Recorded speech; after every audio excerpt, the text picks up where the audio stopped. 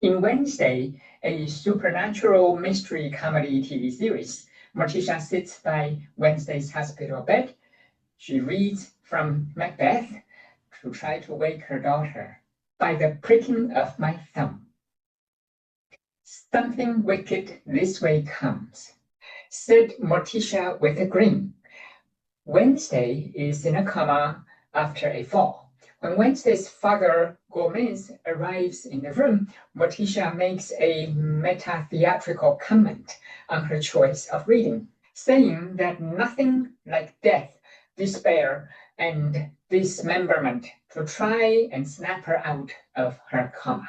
Greetings, everyone. Thank you, Murad Ogutsu and Insi Tekin, for inviting me to deliver this keynote lecture hosted by the Turkish Shakespeare Project in beautiful Istanbul. This year's conference in Istanbul addresses the themes of global Shakespeare and sustainability. I would like to examine new approaches to sustaining cognitive diversity and meaningful engagement with world cultures through Shakespearean performance. Is global Shakespeare as a genre and critical concept sustainable when globalism has failed on social and economic levels? The field of global Shakespeare has not had sustainable diversity because research has been deployed to enhance diversity quotas in scholarship and the curricula in the UK, United States, and Canada primarily. I propose heterotopia and thick description as methods that create sustainable cognitive diversity in the study of global Shakespeare. Global Shakespeare is a journey, not a singular destination. Instead of questions of provenance, namely where people come from or which country they might represent, I examine characters and actors' stories of arrival, namely how and with whom they have arrived in this storytelling space. Their journeys are more intellectually rich and artistically interesting.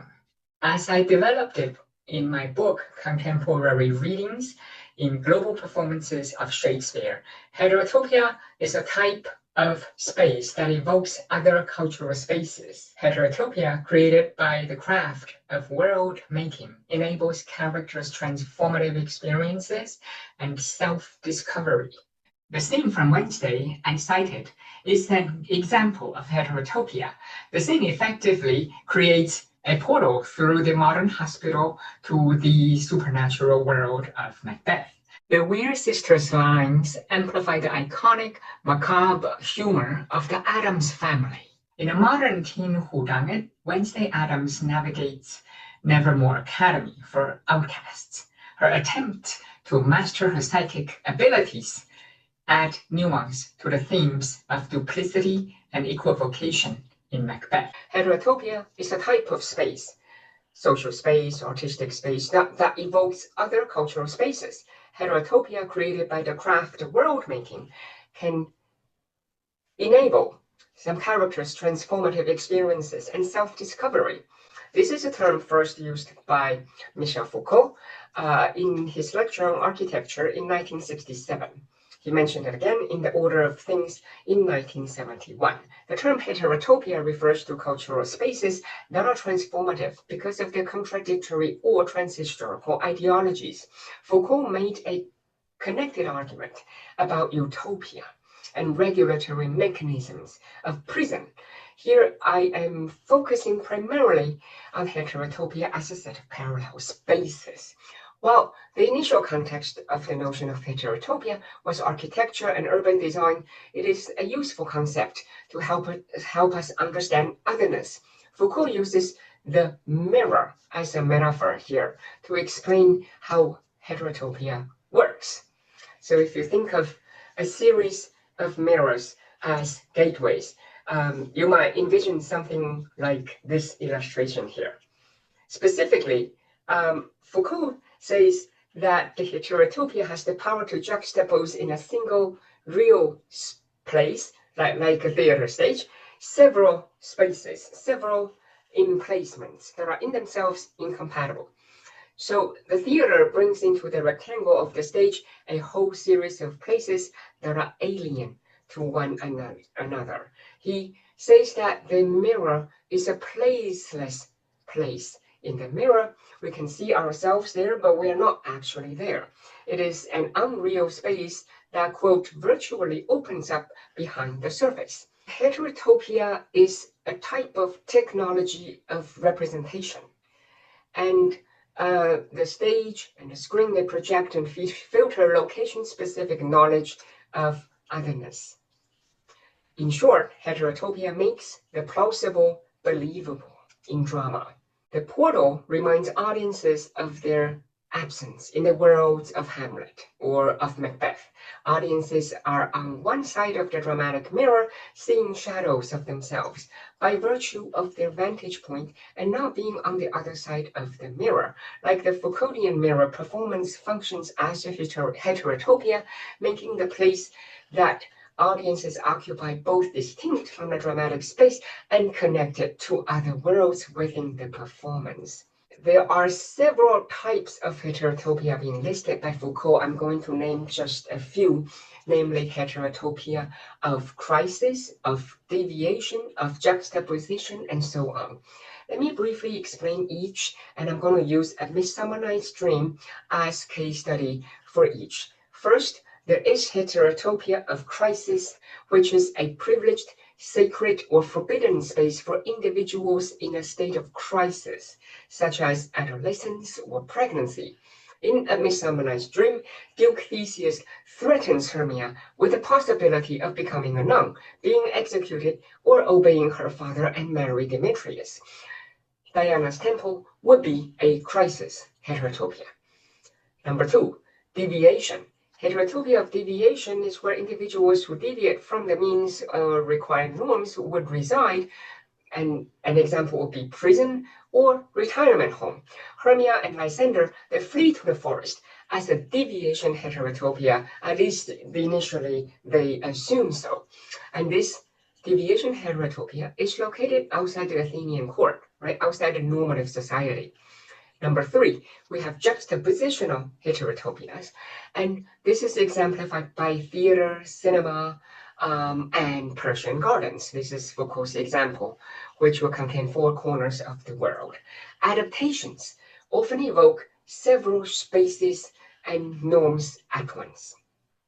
Following this, we also have festive heterotopia, fairgrounds, or the empty space that is the stage. These are examples that come to mind. Fairgrounds are often located at the outskirts of cities. Within A Midsummer Night's Dream, the mechanicals, temporally circumscribed play within a play, creates festive heterotopia within the fabula of Shakespeare's comedy. Last but not least, there is also illusory heterotopia, which is a space of illusion that exposes all real space, all the emplacements in the interior of which human life is enclosed and partitioned. An example would be brothels.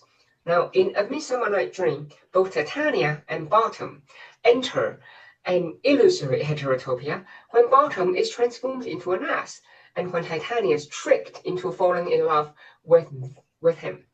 Neither are quite themselves.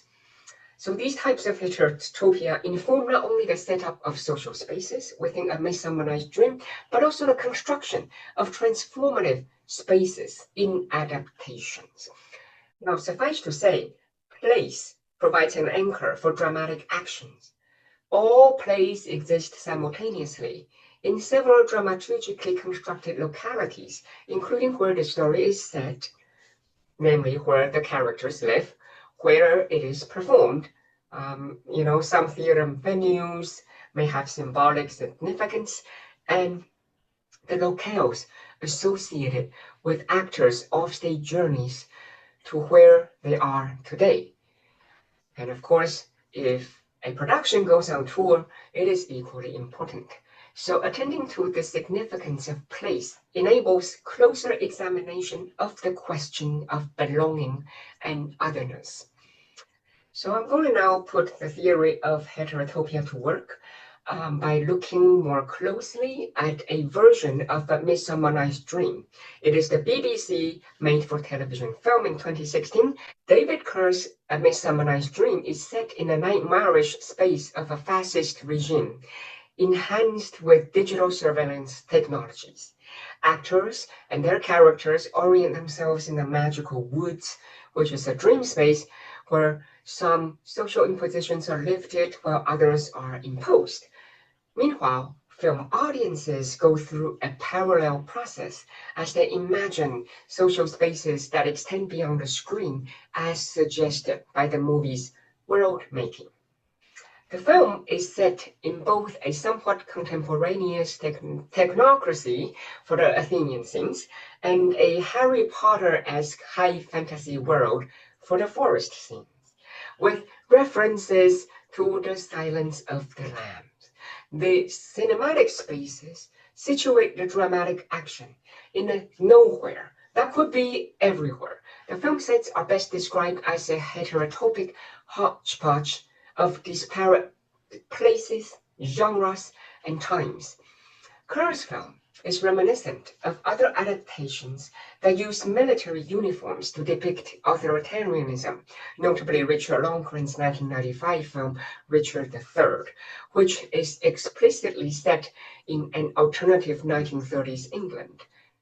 However, Kerr's set and costume designs steer audiences away from any film periodization. The architecture and color scheme of the emblem and Theseus uniform may evoke the Third Reich, but the prevalence of touchscreens and mobile devices suggests a different era of surveillance and digital culture. The emblem of the big A of the Athenian court is a spin-off of those of the Avengers or Fantastic Four, teams of superheroes in the Marvel Universe. The guards carry themselves robotically and wear black helmets with opaque black visors that cover their eyes and show only their mouths and chins. They look like stormtroopers in Star Wars. The opening space evokes a military court and a psychiatric institution. The film seems to be saying that these two spaces are actually two sides of the same coin. Upon Theseus' command, "Now, fair Hippolyta," mysterious metallic creaking is heard. All the characters at this point, they act confused. Theseus has a smirk. Shots of uneasy faces, then cut to a low-angle close-up shot of a pair of wheels moving forward before transitioning to a medium sideways shot of the lower half of a hand truck. Hippolyta is being wheeled in as a prisoner of war and a trophy wife. Her white straight jacket, orange pants, and bite restraint muzzle mask resemble those of Dr. Hannibal Lecter when he's wheeled out on a hand truck to meet Senator Ruth Martin in The Silence of the Lambs. Both characters' masks cover their noses and have steel bars over their mouths. In Kerr's film, Hippolyta's mask is temporarily removed for her to read aloud from a screen her prescribed vow about having the moon behold the night of our solemnities. In The Silence of the Lamb, the senator offers an affidavit for Dr. Lecter to read, which guarantees his new rights in exchange for helping the authorities investigate the serial killer who remains at large. Both scenes are transactional, and neither Hippolyta nor Dr. Lecter has real choices. Hippolyta only has 31 lines in Shakespeare, but she has a striking and outsized presence in the film. She is in a straitjacket in both the opening and closing sequences. In under 1 minute, the film's opening sequence thus establishes and juxtaposes multiple heterotopic and even preposterous spaces. Despite the prevalent use of electronic devices, there are no lights in Theseus' court. Instead, there are multiple fire torches in sconces on the wall to provide illumination. These are spatial, temporal, heterotopic design elements that, even without Brechtian acting methods, can draw attention to meta-theater through discontinuity. It is a valuable heterotopic experience to follow an adaptation where one is not compelled to identify Shakespearean allusions, but instead the rich references to other space-time instances, other films, other genres, and what has come before in terms of adaptations and afterlife of A Midsummer Night's Dream. Let us take a look at a different dimension of heterotopia. I'm going to use global adaptations of Macbeth as an example. The play has a long afterlife across multiple media. This makes the tragedy a perfect specimen to showcase the value of comparative analysis. In the opening scene of Akira Kurosawa's film, Throne of Blood, the literal translation of its original title is Kumono Sujo, Spider's Web Castle. So in the opening scene of this film, there's the warlord Washizu, who is the Macbeth figure, and General Miki, Banquo. They are lost in a dense forest. Desperate to find his way out, Washizu shoots an arrow into a tall treetop, which triggers an unearthly laughter. Next, the two generals see a modest bamboo hut emerging from the fog, consisting of thin vertical sticks.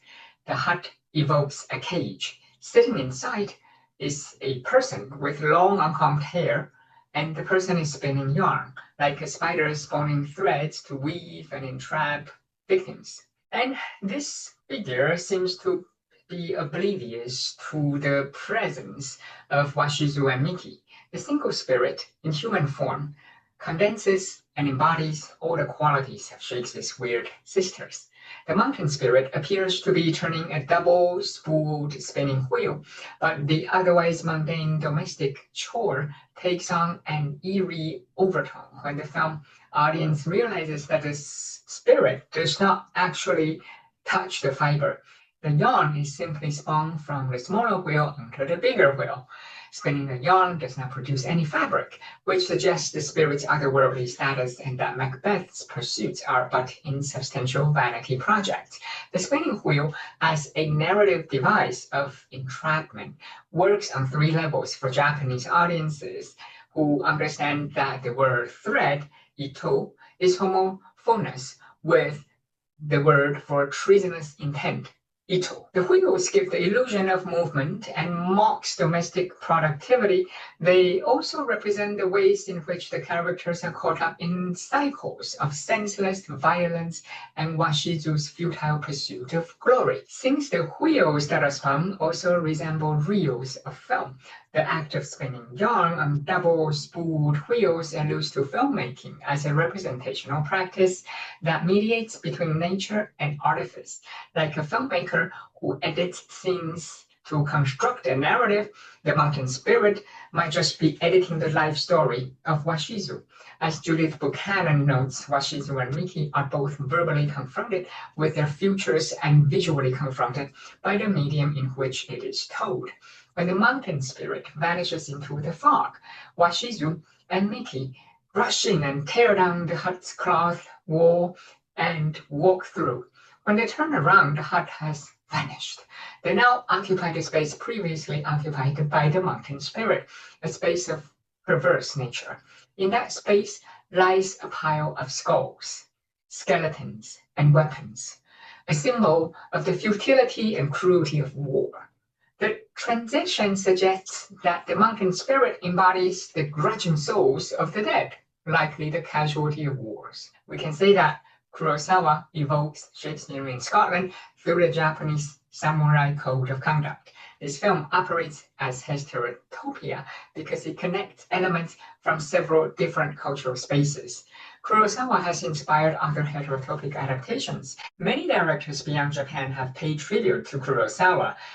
For example, Arturo Filho's Brazilian film Trono de Sangue. On my MIT Global Shakespeare, you can see the first scene with the three witches alongside other performances of the same scene, such as the mountain spirit in Kurosawa, and this allows everyone to gain more insight into the political and dramaturgical roles of the witch figure in the narrative.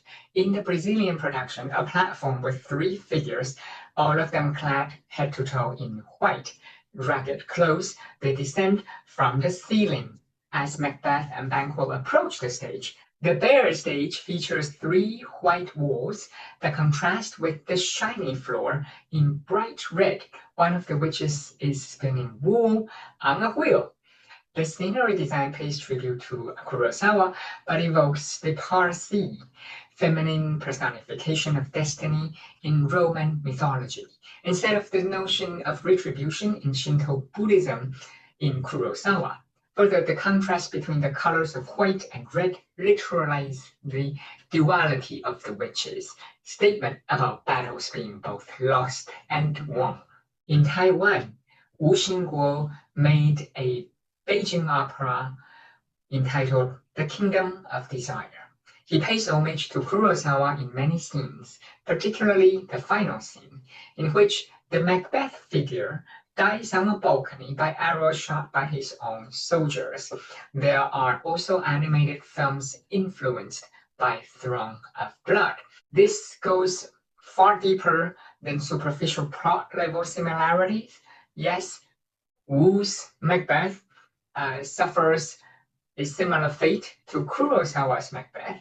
Both are on a balcony, their soldiers turn around them, but beyond the plot, we also need to look at the intra-Asian dialogues, as well as how these films and stage productions, they engage in heterotopic dialogic processes by cross-referencing one another, by creating different portals to different spaces and different times. In 2001, Satoshi Kon, known for his exploration of the boundaries between fiction and reality, directed the meta-cinematic film Millennium Actress. Following the former actress Chiyoko Fujiwara down the memory lane as she is filmed in a television documentary, Millennium Actress visually recreates several iconic scenes from Throne of Blood, complete with a witch who operates a set of spinning wheels, a cameraman being shot by arrows against a wall. Compare this to the same scene in Kurosawa's Throne of Blood. In Millennium Actress, we also have ukiyo-e-themed wood block prints and blood-stained wooden walls that recall the scene where the Macbeths murder Kurosawa's King Duncan figure. In 2010, the Oregon Shakespeare Festival staged a production directed by Pim Chong that combined visual and oral elements from the film with ritualistic pageantry, elaborate sound score, grand sets, and costumes evoking the visceral power of Kurosawa's masterpiece for contemporary audiences. Paying homage to Kurosawa, Yukio Ninagawa's production of Macbeth also thematizes death as a force driving human pursuits and as an inevitability.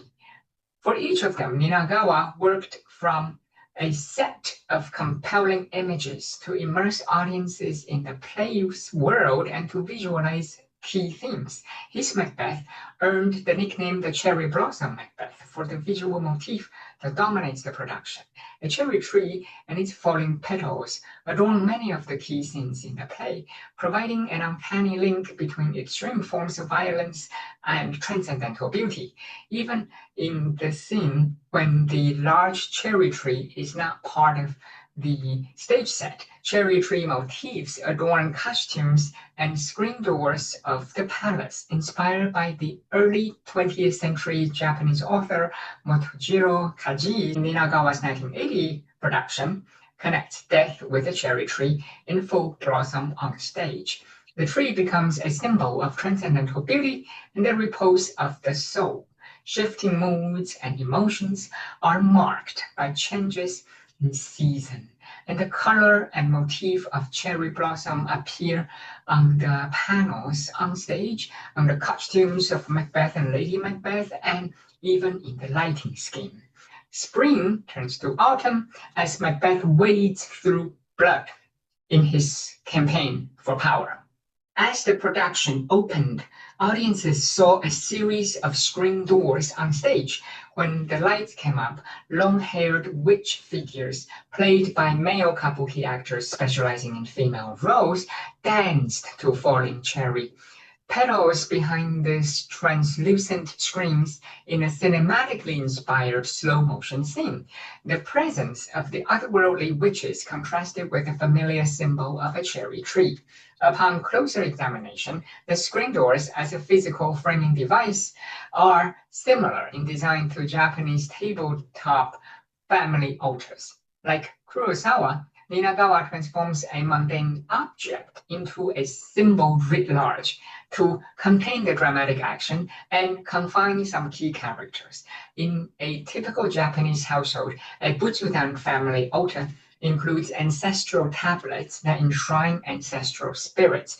On stage, inside the larger-than-life set of the Butsudan, sit giant sculptural warrior god figures who seem to listen in while serving as the backdrop to many key scenes, such as the Malcolm and Macduff's scene, where they discuss military strategies. Silhouettes of the witches are projected by lighting on the translucent screen doors from backstage. Positioning the witches behind the screen suggests that they do not exist on the same plane or in the same space, in the same world as Macbeth. Last but not least, the witches are presented cinematically in Ninagawa's otherwise theatrical production, standing in stark contrast to the human characters whose makeup and acting methods are borrowed from kabuki. Kurosawa's strategy to condense the three witches into one chorus figure stands in stark contrast to most English language films, which adhere to a group of three socially marginalized or asocial figures, and they would often talk in unison or in turns. An example is Rupert Goode's stage-to-screen made-for-television film starring Patrick Stewart. Stewart's Macbeth evokes the image of the Romanian dictator Nicolae Ceausescu. Most conversations occur in drab underground tunnels with uncanny echoes. Teal lighting accentuates the somber mood. Musical soundtracks give way to clanging metal doors, missiles overhead, explosions, and dripping water. The witches take multiple shapes, first appearing in a nightmarish wartime hospital as nurses who kill patients, and later give life to corpses. They later appear as servers at a banquet, as Lady Macbeth's attendants, and kitchen staff, brandishing knives as other servants are chopping up meat. Gould's adaptation combines horror, film noir, and war film genres to depict the grotesque as not otherworldly, but mundane, infiltrating the characters' daily lives. A Taiwanese musical adaptation takes a very different approach, and this one is called Sonata of the Witches. I invite you to read the translation in my edited book entitled Sinophone Adaptations of Shakespeare, conceived by Lu Boshen and performed by the Tainanger Ensemble in 2003. The production does not echo Kurosawa's visual motifs directly, but uses vocal work and full-face masks to depict the theme of duality. The company's name honors their home city, Tainan, in southern Taiwan. The production, which has been revived multiple times over the years with the same script and stage set, excises male characters and re-narrate the play Macbeth from female perspectives. The witches, for example, who provides both singing and narration, are a near constant presence. They open the production singing and chanting against a backlit red background, carrying black umbrellas and neutral white masks. These witches are presented as both attractive and grotesque, and they exhibit multiple personalities and genders. On the backs of their heads are masks showing the faces of old men with beards. This alludes to Macbeth's description of their wind-struck and sun-dried faces. With their backs to the audience, the witches address Macbeth in masculine voices, calling him the Thane of Cawdor and the future king. Macbeth's questions about who they are and whether they are living people, transposed from Banquo's line here, take on additional meaning in the presence of their masks. Next, the witches turn around, revealing their faces and greeting Macbeth again with feminine voices. Throughout the production, they modulate their voices and swap different masks among themselves to create a sense of the uncanny. The full text of Sonata of the Witches has been translated into English in my book. You can also follow the 2007 production video on my MIT Global Shakespeares. The stage and the screen operate as heterotopic framework. These compelling works are in dialogue with one another, with Kurosawa, and with Shakespeare. Heterotopia turns the Weir sisters' narrative into a twice told and doubly removed story. This type of comparative analysis speaks to the importance of learning what to look for and how to see. The key benefits of studying adaptations as networks, as heterotopic networks, is a deeper understanding of performances as iterations and as processes connected to other works beyond Shakespeare. Heterotopia pushes back against the illusion of Shakespeare's ubiquity or universal meanings by pluralizing the artistic and political positions across and within different communities. Characters who are betwixt and between worlds and allegiances, they would gain new arcs in Heterotopia. And some of these examples, as you can see here, would include Cleopatra from Antony and Cleopatra, Viola and Cesario from Twelfth Night, Edmund the Bastard in King Lear, and the Changeling in A Midsummer Night's Dream. All of them, when interpreted as mixed race or queer, for example, would have new character arcs. Gender roles in Romeo and Juliet and Hamlet are reinvented to tone down misogyny or perhaps to propose feminist reinterpretations, such as Mamoru Hoshi's University of Laughs 2004, Jongmin An's Fantasy of the Girls 2016, or Karen Main's Rosalind 2012, and Claire McCarthy's film Ophelia 2018. The idea of heterotopia as parallel and overlapping worlds highlights the inherent diversity of global performances. Artists often disagree on the meaning of Shakespeare's plays. What they do have in common is their effort to plant new ideas along well-trodden paths and to blaze new trails through long abandoned territories. Performance styles borrowed from other cultures can help retool some plays for artistic innovation or socially reparative purposes. The heterotopias of intercultural theater and film not only create channels between geographic spaces, but also connect different time periods. So, to quote novelist Minari Mizumura, if we walk through the doors of other languages and cultural spaces more often, we will be blessed with undreamed of landscapes and a more inclusive vision. Heterotopia as method helps us understand rather than flatten cultural otherness and the dynamic interplay between cultures. Thank you for joining me today on this journey of sustainable global Shakespeare. I very much look forward to our discussion.